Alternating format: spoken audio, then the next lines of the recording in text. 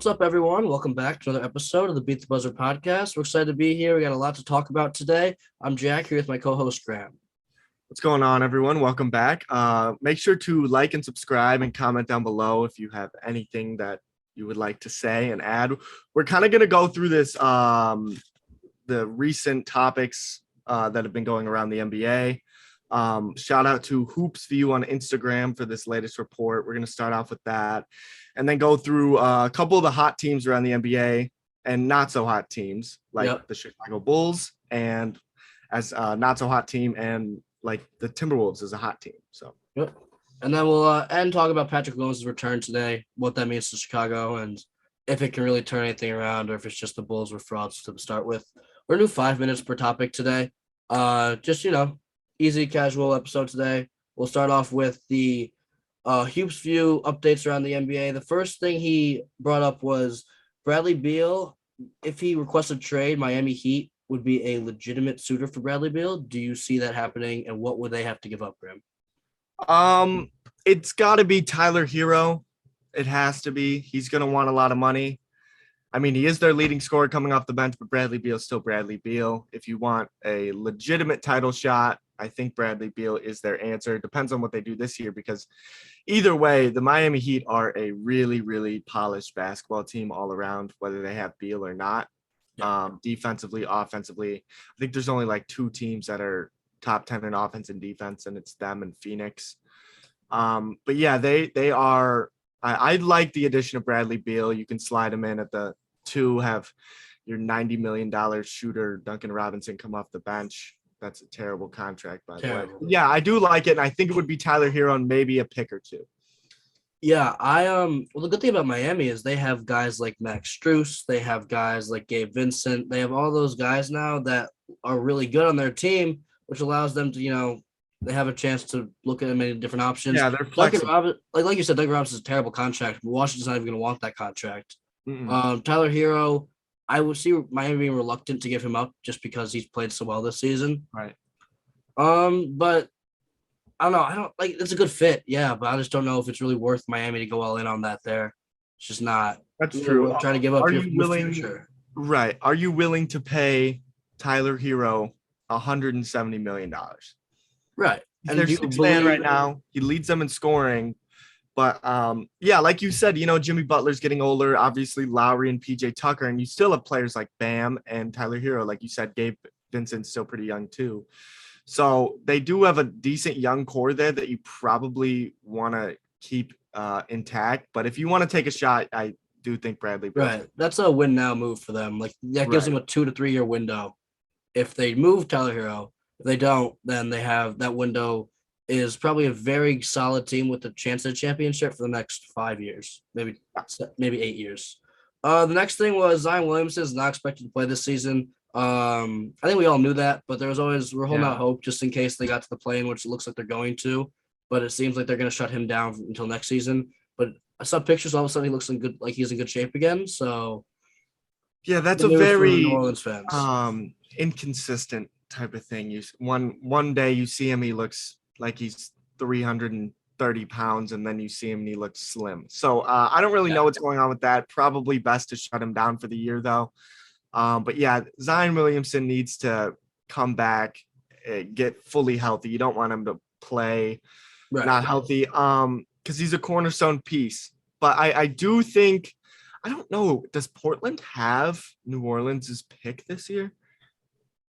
Yes, they do. They had New Orleans' pick because there's like a mock thing. So they could get 2 lottery picks this season. Yeah, I think it's protected, but like top 5 protected or top 3, something like that. So that's really nice for Portland. Next thing, it's chances that Jamal Murray returns are very low now for the playoffs, which is kind of disappointing because you look at Denver's team and Jokic is doing amazing. Aaron Gordon's playing well. Monte Morris is playing well. They have a lot of guys on their team that are just playing out of their minds, and Jamal Murray can make them a championship contender. Without him, they're just another maybe second-round playoff team at best. Yeah, and it kind of sucks. Jokic is 26 now, middle of his prime or beginning of the start of his prime right now. And it really does suck to watch him waste that while they're second and technically third best players. are out. Do we know anything about Michael Porter Jr.?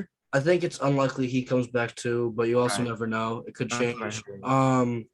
But Yeah, yeah, it's just he's got one more year in his contract too after this, and who knows if he'll leave or not. But that means you're giving Jokic, Murray, and MPJ really 1 year next year to see what they can do. Because if Jokic wants to leave and come to Chicago, I would. give him 1 year. I would. Yeah. Sounds like a great situation for him. All Yeah. right. I think we all expected this, but Chris Paul could be ready before the playoffs and will be ready for sure by the playoffs, which is just good. It was a finger injury, so sometimes those heal faster than the timetable usually suggests. Phoenix Yeah. is 8-2 in the last 10 without Chris Paul, so they're not really missing a beat, and that just makes them so much better anyway. Yeah, campaign's averaging like 14 and 10. Yeah, in he did the starting same thing 25 last year in the role. playoffs when CP went down. Right, and it'll be nice to ramp Chris Paul up for like 2 or 3 games before the playoffs, and that is quite the dangerous team, especially I know we're going to talk about this later, but with Steph Curry going out, it's looking like Phoenix is going to make a legitimate run. Yeah, last one real quick is Portland is going to strongly pursue Jeremy Grant in the offseason. I think we touched on this before. Jeremy Grant will be a unrestricted free agent this offseason. Portland set aside money. This upcoming one. I think He's it's a free agent. This one? I don't really know. Let me look up his contract details, but keep going. Either way, Portland set aside money for him if they want to pay him. They have a lot of draft picks coming up. They're still trying to rebuild, like retool the roster around Dame still. So getting Jeremy Grant, 2 draft picks most likely would be good for them in that aspect. So trying to get Dame to stay. I don't know. Jeremy Grant's a decent fit there. Yeah, I think that's fine. And like we just talked about earlier, the Portland Trail Blazers might have 2 top 10 picks this offseason. So I think one of those and like maybe Nazir Little if you want to trade him or Greg Brown. Yeah. You can get that done pretty easily. I think Detroit would love that. Because Detroit knows they don't have any need for Jeremy Grant because he's too good to be on that team, but he's not good enough to lead a team. Right. He doesn't fit that timeline. And Jeremy Grant can go be a second option or whatever the heck he wants to do there. Also, shout out Yusuf Nurkic for being an absolute dickhead and throwing that guy's phone. I don't know. I have no context to that, but it just looked like so stupid. Being a pest. Just being a pussy. Like, dude, it's the fucking fan. Relax. Come on. All right. Let's switch gears and go to talk about Minnesota and Golden State here.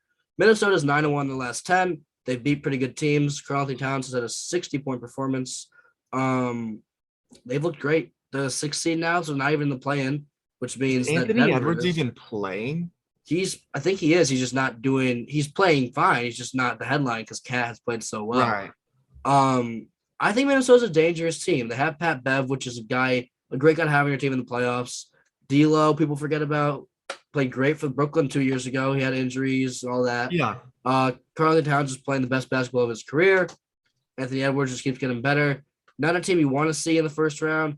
Golden State also with Steph being out. I would not want to see Minnesota in the first round because they have no camaraderie right now in Golden State. So yeah, and if the season ended right now, that would be the matchup because I think Memphis did move into that second slot. Yeah. But yeah, you know me, I'm a big Jared Vanderbilt fan. I think he's just the perfect fit for them. Alongside Karl-Anthony Towns, who's the as good as Anthony Edwards is, he's one of my favorite players in the league. Karl-Anthony Towns is the Minnesota Timberwolves best player. And like you said, D'Angelo Russell, I think this is a great fit for him. He's not in the spotlight all the time. Right. And he could just be that underrated point guard. His playmaking has improved this year. His 3-point shots back up in percentage. Because that used to be a little knock on him. He used to be a streaky shooter. And he still is, and he probably always will be. But the percentages overall do look better. And they're still really young. Vanderbilt's 22. Cat's only 24. Obviously, Edwards. And then you have players like Jaden McDaniels. So, yeah, they do have a really, really bright future. Yeah, Minnesota for a couple of years has been the team where you look at them they got some good talent on their roster. And they always underperform, and they always are a lottery team. Yeah. But it seems like now they finally figured it out. They're going to be in the playoffs this year, whether it's through the play-in or just a 6 seed or a 5 seed. But a scary team to play in the playoffs. This is a good stepping stone for them, too. It makes Cat want to stay there longer, see what their future can be with Anthony Edwards, him and D'Lo as a big 3. Yep. And props to them. Switching gears to Golden State now. Steph Curry, we saw the play with Marcus Smart, which I did not think was dirty, by the way. Steph is now out until the playoffs, most likely. Could be later, could be earlier. We don't really know. But they've just looked all out of sorts, even with Draymond back now. They really have. And, it's an ankle injury for Steph Curry. And for those casual NBA fans who don't know, he's had ankle problems his entire career. Who knows how long he could be out for, but yeah, they need Steph Curry back. Klay Thompson is playing better, and obviously having Draymond Green back is nice, but I think those three together have played a total of 1.5 games together in the last 1,000 days. I think so. Like that. Yeah. So right. And they've had 5 years of championship runs together too. So it's not really as big for them, but it's guys like Jordan Poole, Jonathan Kuminga, Gary Payton II. How do you get your rotations down for the playoffs? Because yes, those guys will benefit, but then when Steph comes back, they'll be playing less shots for them. So it'll be interesting to see how Steve Kerr and Alex gets to figure it out. He's had great teams, but how is he gonna make adjustments to benefit the team for the playoffs and see if they can fit in? You still got to put in Wiseman too. So it's right. They have a interesting offseason ahead of them too. They have 3 elite NBA players right now who have been a core and won multiple championships for that franchise, and a bunch of really good young players. So do you want to trade one of those young players and try and get a 4th consistent star? Or do you just want to keep the young and older core together?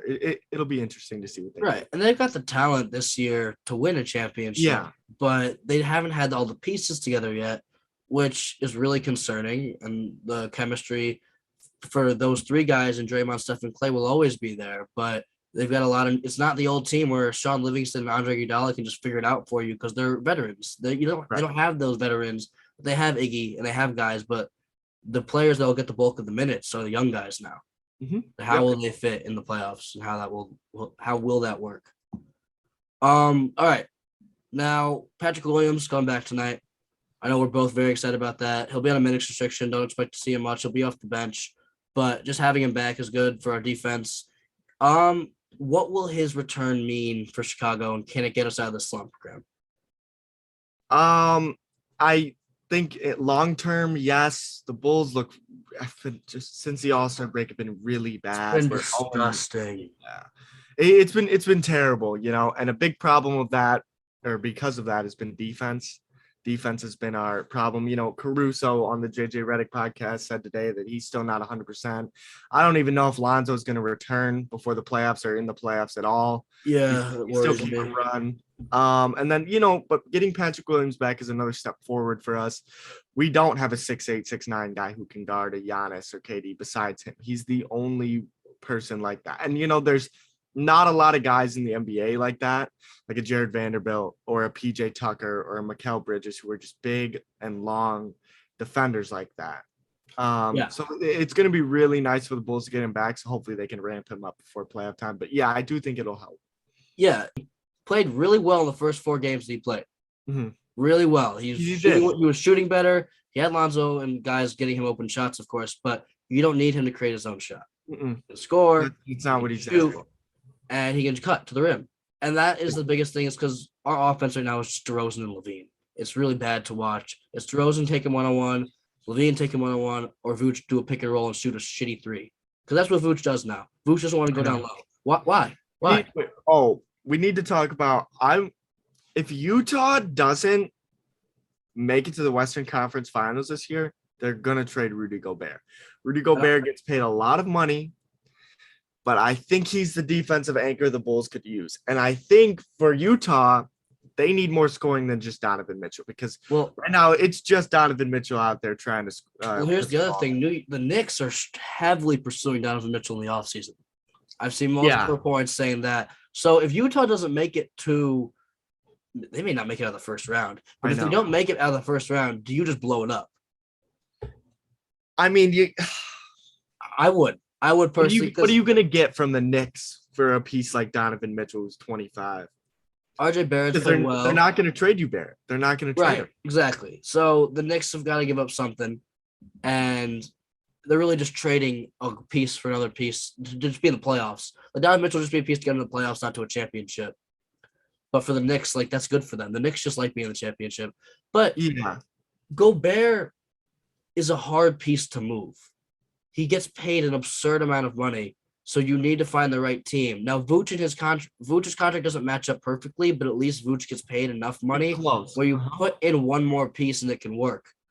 But does Utah really just want Vooch for No, Gobert? Especially if now they keep Mitchell maybe, because then you got Jordan Clarkson. right. Vooch can score, but he can't defend. So you need to get a replacement on defense. Like Rudy Gobert is just an irreplaceable piece, which makes it very unlikely, in my opinion, that they get rid of get rid of Gobert. Yeah, and I think, the casual NBA fan thinks, oh, Rudy Gobert is not the best player. Look what the Clippers did in the playoffs against them last year and whatever. Rudy Gobert is so good. I love Rudy Gobert. Rudy Gobert fits our defense perfectly in Chicago as well because we don't have the guy that you can just sit in the paint because Vooch is not that. We rely so heavily on our guards to get over screens and to get deflections, which was why our defense was good in the beginning of the season because Caruso, Alonzo did that better than anyone else in the league. They both went out, and we became a terrible defensive team. Yeah. And our offense has struggled now, too. Like, I think that's the biggest problem in Chicago right now is we don't have any movement. We look stagnant, and if DeMar doesn't have 35 points a game, we suck. Yeah, I think if Utah had to choose between Donovan Mitchell or Rudy Gobert, because they've clashed and they can't make it to certain spots, I think that Donovan Mitchell is an easy choice for them. Oh, of course. But it obviously would have to be more than Vooch. Like you probably do have to throw in Kobe White in that and a pick maybe. Yeah, because Gobert, like he's not the guy that's going to get you those 20 points a game because he's not going to create his own shot. But he makes such an impact on championship level teams that he's worth like trading that package. Yeah. Because Vooch has had a problem this year. Vooch last year, when he shot the ball, I was like, there's no way this misses. This year, I pray that it goes in. And I'm right there with you, dude. He's shooting like 32% from three. He had 1 year in Orlando where he shot 38% from three. And the Bulls were like, yep, let's get him. And, at the time, it was like a good move. It was. Because when he goes to the block, he is a top 7 center in the league. But when he goes from anywhere outside of 15 feet or in, he's absolutely useless. I know. And last year, even in that Levine pick and roll, he was just knocking those mid-range shots down. Yeah. And that just extends the big man out because you got to guard him. But now the big man's like, I'll go out there, but like he's a 30% three-point shooter. Like he's like you leave Javonte Green out wide open. Right. I'd rather have Javonte Green taking the three than Vooch. Yeah, and I'd rather have Patrick Williams taking the three than both of them. Correct. But I want to, before we end, I want to quickly criticize. We talk about DeMar and praise him a lot, but in this stretch, he deserves a little criticism because he's seeing defenses that he's never seen before because of his amazing season. But he needs to stop shooting the ball when he gets double teamed. He gets double teamed and doesn't care. He just throws up a shot hoping it'll go in. He needs to be able. He can pass out of these double teams because his playmaking has drastically improved since he left Toronto. Right. So he needs to be able to pass. I think Patrick Williams coming back helps him because Patrick Williams can space the floor, shoot the corner three, and cut. But he needs to be able to look for the open guy, hit Vooch on the roll, get Vooch established inside, find Zach cutting because it can't just be DeMar trying to shoot up shots all game. Well, that partially has to be him trying not to shoot all those shots. Look for your teammates. Let the game come to him. He's forcing it. I agree.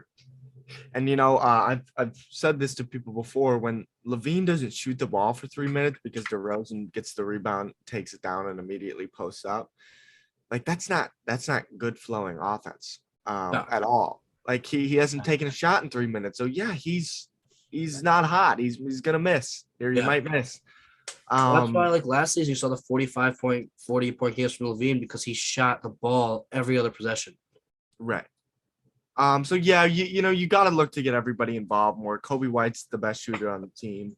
And I know Lonzo's a great shooter, and he really hasn't been involved at all. And yeah, DeRozan, is a great offensive player, MVP candidate this year. So I don't really have a problem with this, but he's got to be one of the worst defenders in the NBA. He is. He doesn't help. Yeah. Not a good on-ball Him and defender. Zach both have no interest on playing defense. I know they don't. And It's bad. that's why. And at the start of the season, it didn't matter because you have two of the best perimeter defenders in the NBA guarding the two best players. But now it's like Levine's like, yeah, I want Trae Young at the end of the game. He's gonna cook you. It looked like Zach at the beginning of the season was trying. Like you and I were talking about this a lot. He looked better on defense because he didn't have to guard the best guy on the other team. He could guard the third best guy on the other team, and he can lock those guys up. He gets a lot of steals because he's fast and quick. But DeMar doesn't try. DeMar doesn't give a shit on defense, and it really, really hurts us. It does, and he doesn't. He doesn't try at all. We're gonna get cooked in the first round. Right now, our matchup is Boston, and it's gonna be Boston or Cleveland. We need a win tonight, by the way. If we lose, we are half a game out of the play-in spot, and I don't see us beating Brooklyn in the play-in game. And then who knows in the second? Who knows in the game after that? Like it's a one-time game. Who knows? It's like March Madness. It's a single elimination game. You never know what's gonna happen. We still have the toughest schedule for the rest of the year, correct? Yeah, it's gonna be rough. I think actually maybe not anymore because we just played two really good teams. No, we still play Milwaukee. We play Miami. We play Boston. We play Milwaukee twice actually. We play Toronto tonight. So we play Minnesota. We play Raptors, Bucks, Pelicans, Cavs, Knicks, Wizards, Clippers, Heat, Bucks, Boston, Hornets, and then Timberwolves to finish off the year. So that's a rough schedule. There's no. We need to stay out of. I think we need to stay out of the play-in. There's serious concern in my mind that we will not make the playoffs if we end up in the play-in. I think we will. We have to play Brooklyn first, which I don't see any chance we beat Brooklyn because we would be the home team so Kyrie Irving can play. Well, I agree. But then we play Atlanta. Charlotte or Atlanta. Atlanta beat us this year. We can't defend. We've beaten Atlanta twice, though. We beat Atlanta. We beat them 3 times. The first 2 times we beat them, they had 4 of their starters missing, or 3 of their starters missing to COVID. Have we even played John Collins this year? No. We have. He's out for most of the season, I think. I think he's done. He has plantar fasciitis or something. I did see that. Yes. Okay. But still, I would not be. Trae Young can go for 45 and cook us because Lonzo may not be coming back. Oh, really quick. Shout out to Fighting Illini. They tried their hardest, man. They really did. But it just doesn't always go your way. When you have really shitty guards, like when everybody on your team is actually not good except for Kofi, you're not going to win a lot of basketball games, and that's exactly what happened. Yeah, and before we end this episode real quick, just like Indiana, great game in the Big Ten tournament, hell of a job in the first 4 in game. And I loved how they ended their season losing by like 40 to a bunch of Australian people. I fucking love that. So hats off to Indiana. Like they had a great season ended up as a 12 seed in the tournament and got railed by 45 points. So good for them. But everyone, thanks for tuning in to another episode of the Beat the Buzzer podcast. The Bulls suck. That's just the overall. That's the overall Illinois idea of this episode. Yeah, both our colleges suck, Graham. Yeah. If you wanna drop a like and subscribe, that would be huge. Also commenting anything you would like to say down below. We are ready to respond to it. Please shit on the Bulls. I'd love to join in on that. Yeah, this can just be a Bulls shit on the Bulls comment section. Jack Duffy, do not comment. Yeah, we get it. Boston's good. Yeah, we know. If you want to follow us on Twitter, it's at @beat_the_buzzer, and then our TikTok is just @beatthebuzzer. So yeah, the TikTok's gonna have a lot coming up, like picks for the week and stuff. So not that we condone sports betting, but if you're a fan, tune into that. Yeah. And thank you guys. We'll see you guys next time.